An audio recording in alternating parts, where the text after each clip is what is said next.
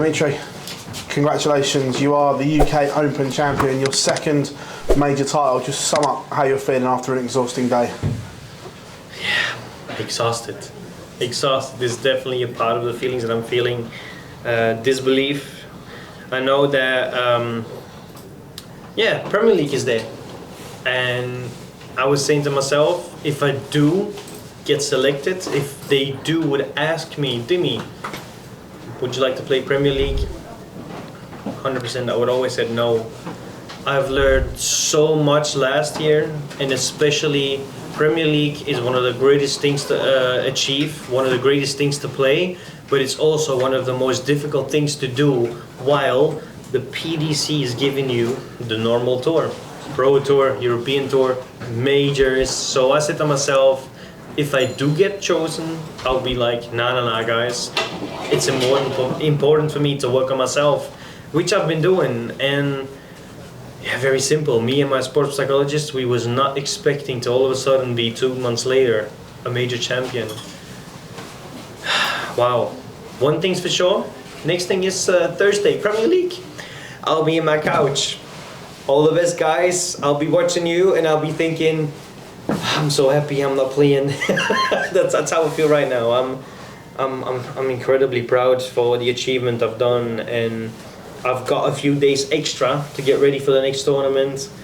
And you've got a few players that got to the quarterfinals, to the finals day as well, but they've got to be back on the job on Thursday, so they've got a couple of days less time to get themselves on a strong feeling. And I can say to myself, relax, go back home, see your missus, see your little girl, be happy, enjoy yourself. It was a game you controlled the pace of, and you got in front and then missed a load of match starts. What's going through your mind the second chance after Luke's then missed match starts, after you've missed a load of them? Is it nerves, panic or relief at that point that you've got another go? The moment that he missed match starts, I just said to myself, maybe it can be your day. And I thought treble 16 double 8 is my goal. So funny enough, I was relaxed. I went to the board. Sounds crazy, right? I'm using the words I was relaxed. But I went to the board and I said to myself, go for it. It's treble 16 double 8, that's your shot.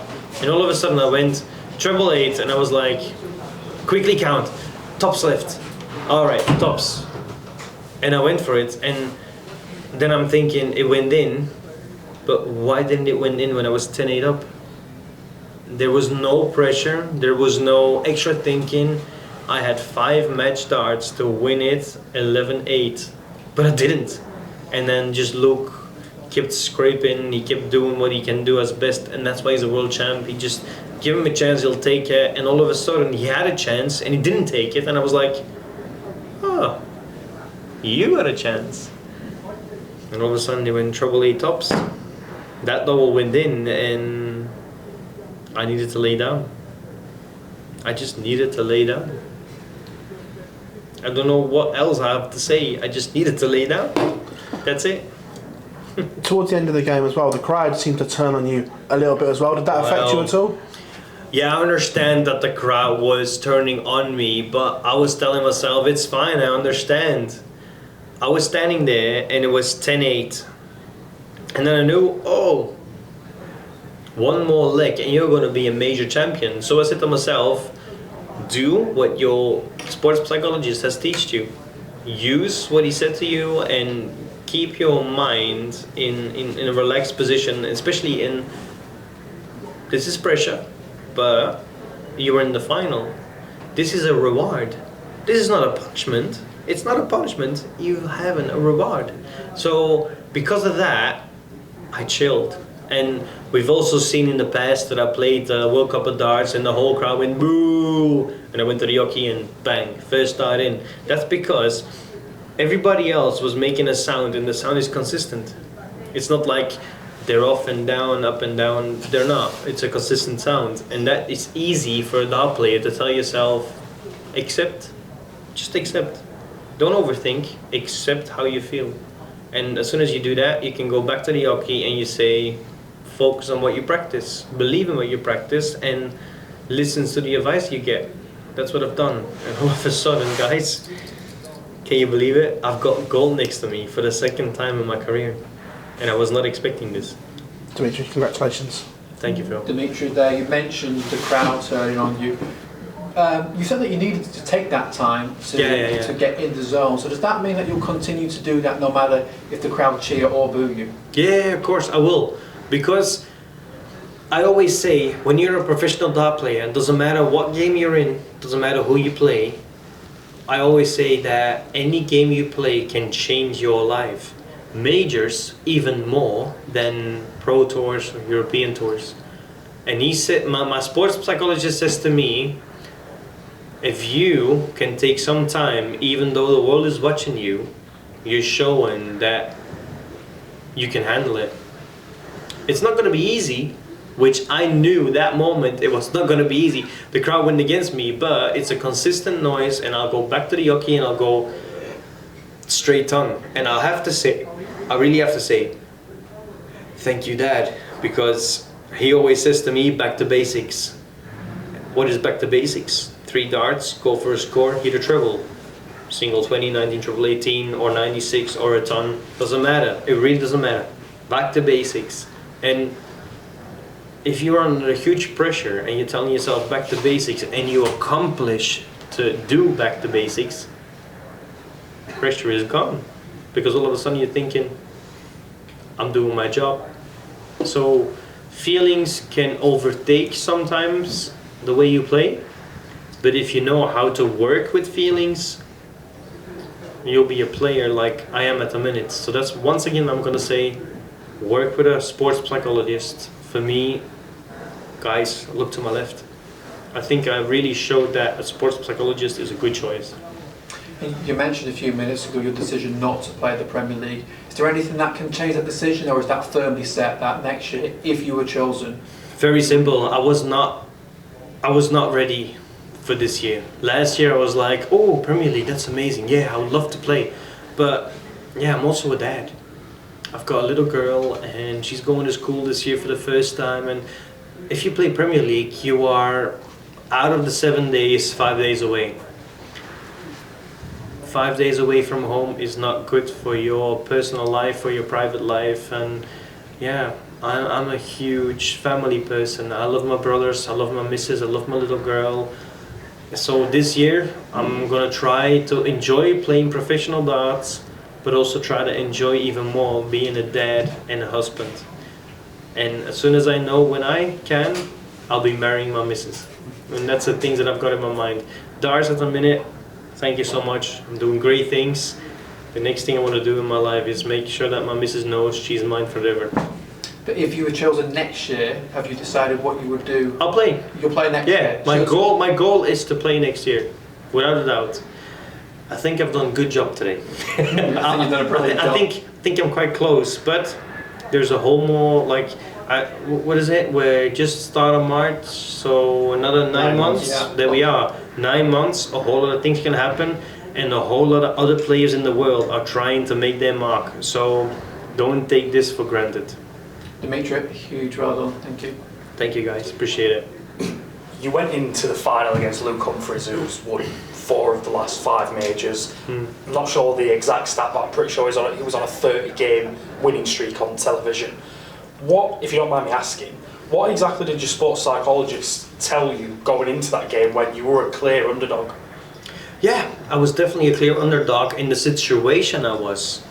But he said to me, you're playing as a reward in a final of a major. We only started working together in January. 2 months later, I'm in the final of a major. Before that, I got to the semi-final of a major. So we're like, yeah, the only way is up. So I've got my sponsor there, I've got my manager there, I've got one of my best mates there, and then I said, like, guys, I'm gonna call my sports psychologist, and I just wanna hear what he has to say, whatever he thinks or whatever he feels. Let's just see what he says. And he said, well, it's very simple. You got to the final. I've learned you a lot of things. You have been working with a lot of things. You're showing it in games. I'm like, okay, so you're in the final. It's your reward. And I was like, oh, you're right. It is my reward. So straight away I was like, if I would lose it, there is no shame. I've done an amazing job. And I was relaxed. And I was throwing in the practice room relaxed. I was not thinking of, oh, I hope I do this on the stage as well, and I hope my doubles are gonna go on the stage. Nah, that didn't happen. And I think you could see it as well. The start of the final, I was dominant. And that's only because the words my psychologist said, it's a reward. It's not a punishment. It's a reward because you worked hard for being there. And I was like, thank you. You're right. So I was relaxed going into a final, which I've never experienced in my life before. You've obviously changed your style of play, going much more composed and slower. Yeah. Did you talk to your psychologist that the change in style may cause a reaction from the crowd and how that might affect your game? No, never. I just said to him like, look, I'm a professional dart player, and do you guys follow the cycling, international cycling? Ever heard of Pogacar? No? Well, in Belgium, cycling is massive, and there is someone that is, I think, from Slovakia.